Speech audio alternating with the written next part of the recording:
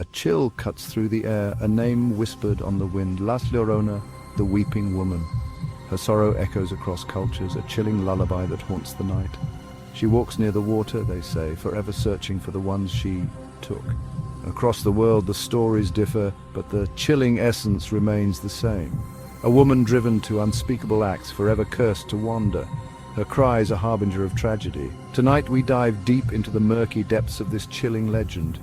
We'll explore 3 distinct versions of La Llorona, each more terrifying than the last. Picture, if you will, a small village nestled in the heart of Mexico. The air is thick with the scent of dust and dying embers. Shadows stretch long and gnarled under the watchful gaze of the moon. It's here, in this humble village, that the legend of La Llorona takes root. Our story centers on Maria, a woman of breathtaking beauty. Her laughter, they say, was like the song of a hummingbird, her eyes like pools of starlight. Maria caught the eye of a wealthy ranchero, a man of power and privilege. He showered her with gifts, whispered sweet promises in her ear. Blinded by love, or perhaps by the allure of a life beyond her small village, Maria surrendered to his advances. They married under the scorching Mexican sun, a union that promised happiness and prosperity. For a while it seemed as if fate might smile upon them. 2 beautiful children, a boy and a girl, blessed their union. But the ranchero's promises proved as fleeting as the desert rain. He grew tired of Maria, his gaze wandering to other women. He returned to his old ways, leaving Maria alone with her pain and the echoes of his broken vows. One fateful night, the ranchero returned home, his eyes glazed with drink, another woman's laughter clinging to his clothes. He brushed past Maria, ignoring her pleas, her questions, her desperate attempts to rekindle the dying embers of their love. Blinded by rage and heartbreak, Maria scooped her children into her arms. She fled into the night, the sound of her husband's drunken laughter echoing in her ears. She stumbled towards the river, the rushing water, a symphony of despair. It was there on the riverbank that tragedy struck. Some say she stumbled, the river claiming her children in its murky depths. Others whisper that she, driven mad by grief, drowned them with her own hands. The water, once a source of life, became her eternal torment. The current tossed her lifeless body, her white gown billowing like a shroud. The villagers found her there, her cries echoing in the stillness of the night. They buried her by the riverbank, but her spirit, unable to find peace, remained. Now she wanders the night, her white gown stained with the waters of the river, her heart forever broken. They say she can be seen near bodies of water, her cries a chilling lament that chills the very marrow. She searches endlessly for her children, her cries a warning to those who dare to venture too close to the water's edge. Beware the wail of La Llorona, for it signifies a sorrow so profound, so absolute that it transcends the veil of death itself. Her story serves as a chilling reminder that even the deepest love can be twisted into something dark and vengeful. Journey with me now, friends, across the sprawling landscapes of South America. We find ourselves in Venezuela, a land of vibrant culture and ancient whispered tales. Here the legend of La Llorona takes on a different hue, a cautionary tale woven into the fabric of society.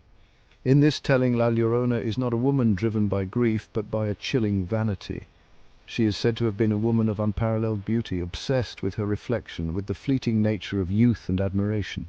She lived for the attention of men, her heart as cold and unyielding as the silver she coveted. She reveled in the power she held over them, discarding their affections as easily as she discarded the wilted flowers they laid at her feet. But time, as it always does, began to chip away at her beauty. The lines on her face deepened, her youthful glow fading with each passing season.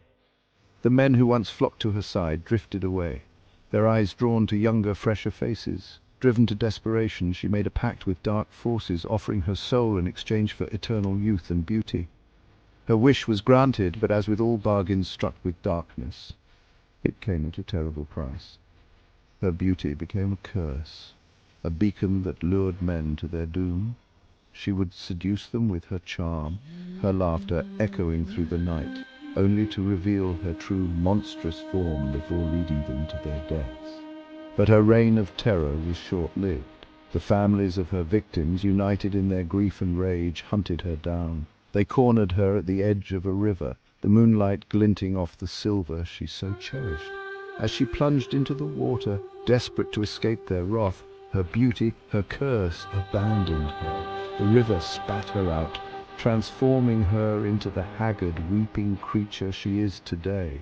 Now she wanders the waterways of Venezuela, her cries a warning to those who prioritize vanity over compassion. She is a reminder that true beauty lies not in physical appearance, but in the kindness we show to others. Her wails echo through the night, a chilling reminder that the pursuit of superficial desires can lead only to darkness and despair. In Venezuela, La Llorona is not a figure of sympathy, but a chilling embodiment of the dangers of unchecked vanity. Chapter 3. Our journey brings us now to the sun-baked deserts of the American Southwest, a land where ancient stories intertwine with the whispers of the wind. Here, the legend of La Llorona takes on a new significance, her cries echoing the sorrow of a people displaced and forgotten. In this iteration, La Llorona is not a woman driven by grief or vanity, but by a desperate love for her people. She is said to be the spirit of a medicine woman, a healer revered for her wisdom and her connection to the land. She lived in harmony with nature, her life dedicated to easing the suffering of her people. But her peaceful existence was shattered when European colonists arrived, bringing with them disease, violence, and a disregard for the sacred traditions of her tribe. She watched in horror as her people were driven from their ancestral lands, their culture systematically dismantled. Her heart ached for the children, their innocent eyes reflecting the pain of their ancestors. One night, under the light of a blood-red moon, she had a vision. She saw her people, her children, scattered and broken, their spirits slowly fading away. The spirits of the land whispered to her, urging her to act, to protect what little remained of her heritage.